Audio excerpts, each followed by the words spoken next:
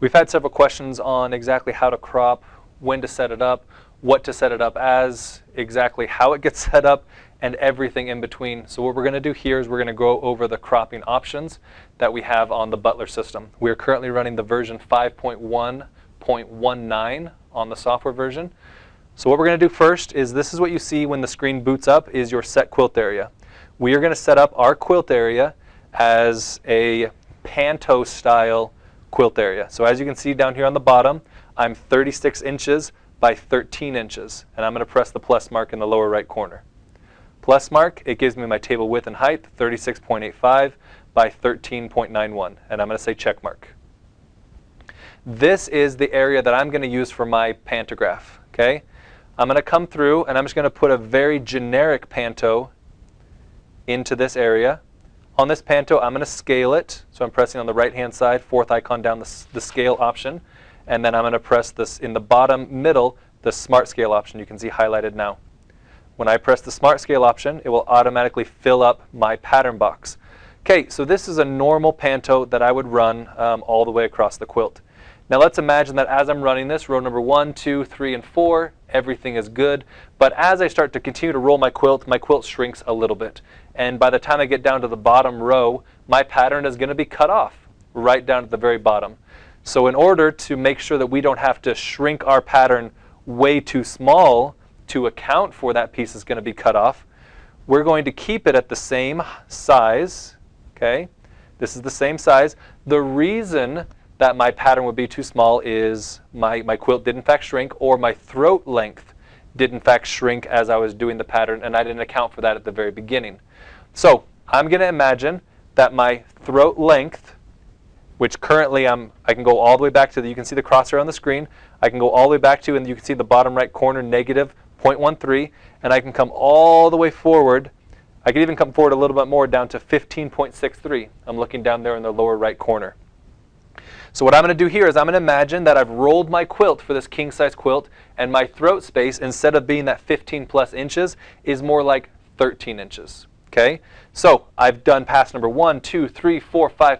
This is almost my very last pass. I am going to reset my pattern box. I'm going to use, on the right hand side, you can see highlighted in orange square, I'm going to use the wrench. I'm going to select the wrench, and I'm going to rerun my pattern box. And I'm going to simulate here on the screen that my pattern box is just not as tall as it used to be, because again, my throat space has been reduced down by the quilt that I've rolled up inside the throat of the machine. So we're going to come all the way back, right there.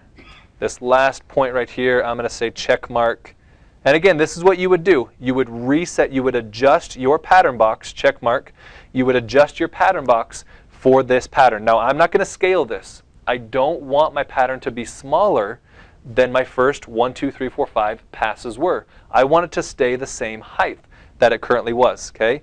But what I do want to do is run the crop on it. Okay? What I'm going to do is, you can see over here on the right hand side, the pattern is extending outside the pattern box a little bit. That's just because I didn't come all the way to the left, or I'm sorry, on the left hand side. It's extending outside the pattern box a little bit. I'm just going to drag him in just a tad, because that was my fault. I should have come all the way to the edge on the left-hand side, and I didn't.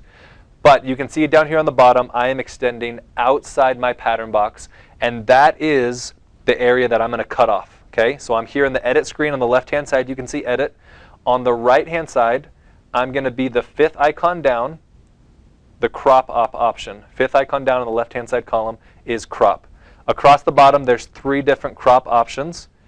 This one, you can see currently highlighted at the bottom left of the screen. This is to crop everything outside your pattern box and leave everything inside your pattern box. So notice what happens when I crop it. See how it takes off that bottom edge? This is how you would do what we call a standard crop. Take everything outside the pattern box, leave everything inside the box. This is a standard crop. What it will do is, you will notice here on the screen, I'm going to zoom in here just a little bit. I'm going to use my zoom to crosshair option. I'm going to zoom in just a little bit right to that area. And you can actually see there is a purple line. I'm going to try to draw it with my crosshair. There is a purple line right there. That purple line is showing me a jump stitch. That jump stitch means that it will stop stitching, do a tie off, and jump over to the next line. Okay? All right, so we're going to undo that crop. That is how we do an everyday standard crop. Now what we're going to do is a applique crop. We're going to do both an inside applique and an outside applique. I am going to use this as my quilt area. I'm going to scale these guys so they fit inside the area that we've currently created. Actually, no. Let me just start from scratch. So we're going to undo everything we just did. I'm going to create a brand new quilt area. Plus, we're going to come all the way forward. And we're going to say plus for the all the way forward. So about the same, 36, 37 by 15 plus again. I'm going to use the same pattern we just did. So that safari pattern, I'm going to scale it just like we just did. Okay, we're going to zoom out just a little bit. And we're going to pan this over. Okay, so there is my pattern box with the safari pattern on the inside. Now let's imagine that throughout this area we had a couple blocks, a couple squares that were appliques, and we did not want to sew those out. So what we're going to do here is you need to imagine that these are several layers on top of each other. This safari is the base layer. It's the background layer that I want to be sewn out. The next layer that I'm going to put in, this square, in just a second, this is going to be layer number 2. In order to input layer number 2, I need to go to Layout. I'm going to add a brand new pattern box. On the right-hand side, you can see the orange box drawn around the plus mark. I'm going to do a new pattern box. Select New Pattern Box, and I'm going to draw around my applique that I just set. I'm just going to do a square box for this example here. So 1, 2, 3, 4. Okay, there's going to be my applique area, and I'm going to say check mark. Okay, as you'll notice on the bottom, you can see this is, you can see me pressing on the bottom of the screen. This is pattern box 2 of 2. You can see down there in the lower right corner. I don't want to put anything into pattern box 2 of 2. It is just going to be an empty box. It is layer number 2. Notice what you can see right here. You can see in this upper area right there, there is my pattern box that I've currently set. I am looking at my all over quilt view. You can see in the lower left corner. It allows me to see all of my area. Pressing down there in the lower left corner, my single box view shows me my pattern box individually. And then again, in the lower left corner, all the pattern boxes will show me all of those boxes, okay? I'm going to put one more pattern box here in the system. So again, we're going to press the plus mark on the right-hand side. You can see the orange box drawn around it. I'm going to come over here for this applique area, and I'm going to do something that's not an exact square. I'm just going to do a couple points down around an area.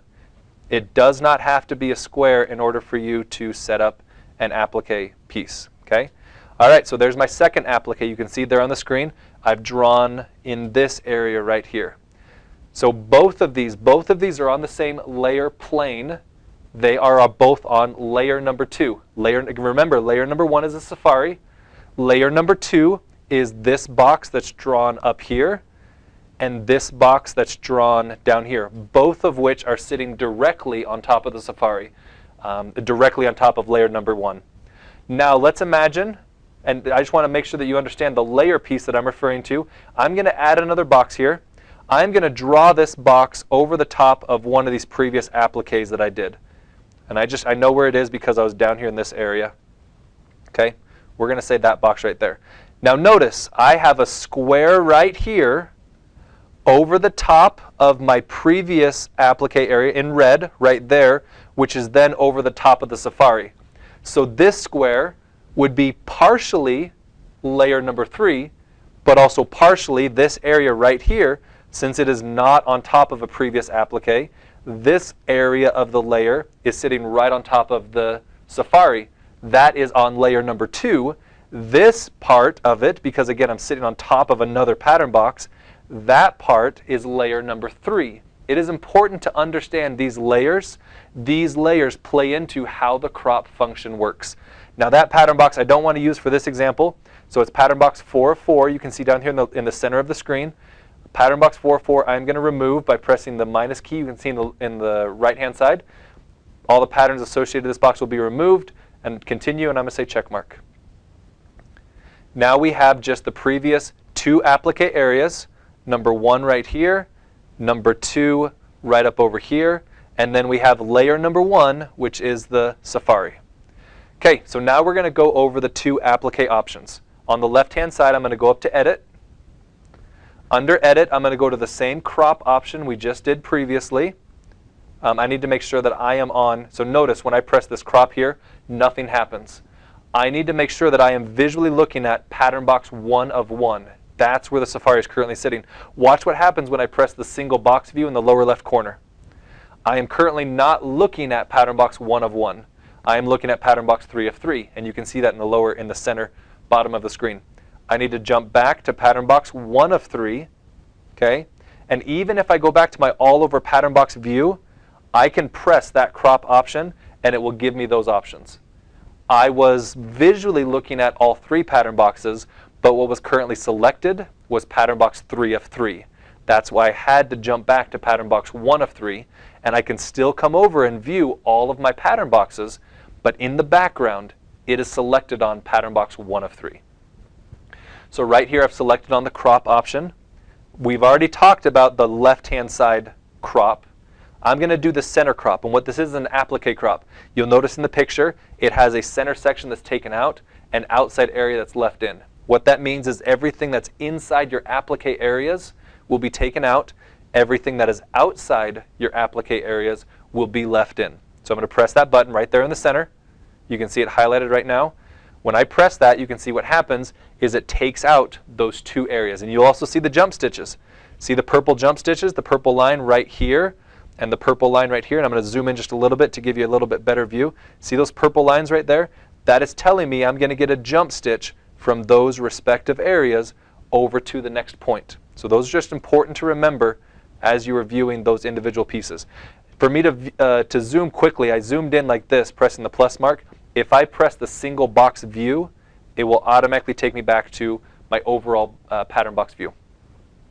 So that is how I run an inside applique crop. That's what we call it, inside applique crop, because everything inside your applique gets cropped out.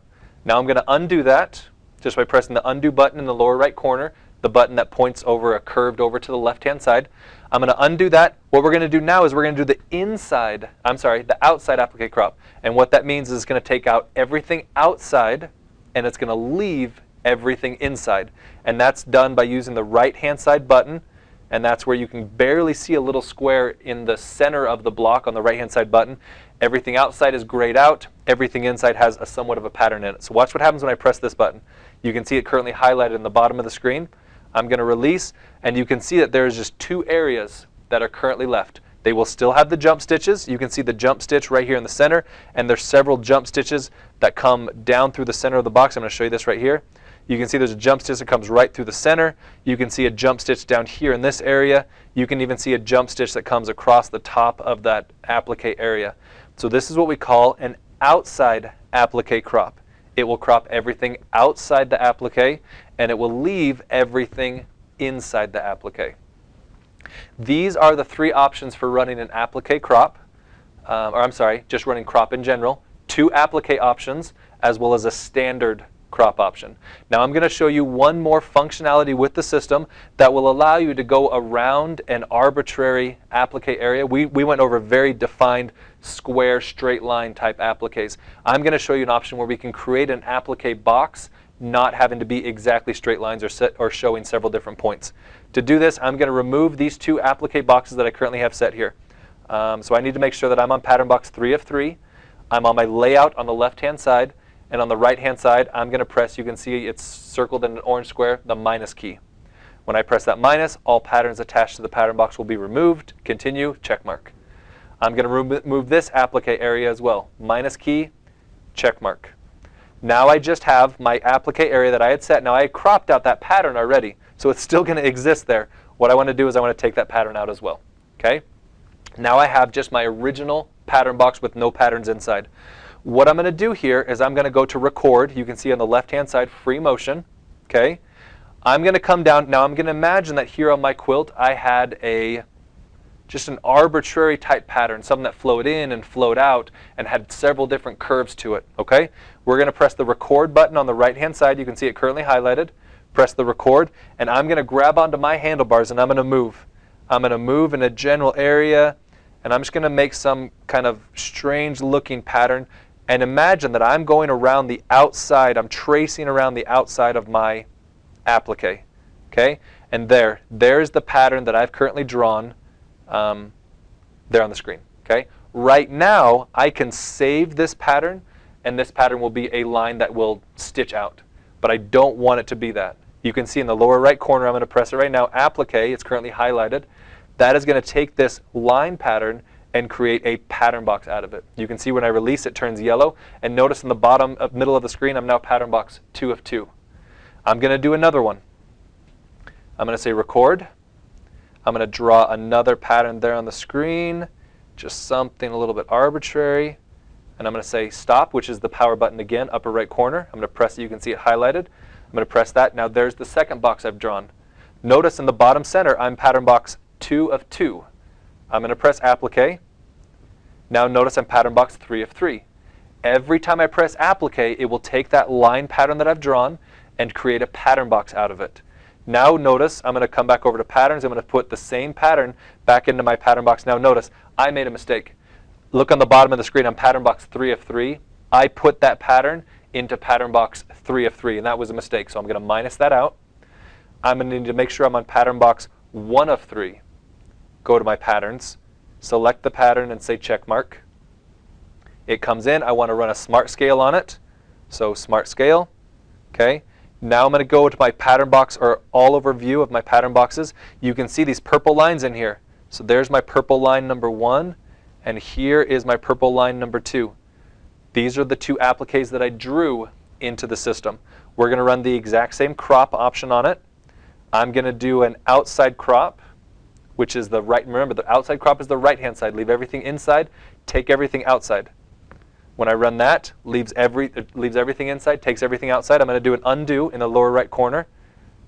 I'm going to do an inside crop. Crop everything out inside, leave everything outside. So those two pattern boxes, whether I use the record function to create my pattern box or I use the add pattern box option to create my pattern box, that is how I can create an applique area for me to either not stitch inside or do stitch inside for that to work properly. What we've gone over today is in the software version 5.1.19, all 3 crop options: standard crop, inside applique crop, and an outside applique crop.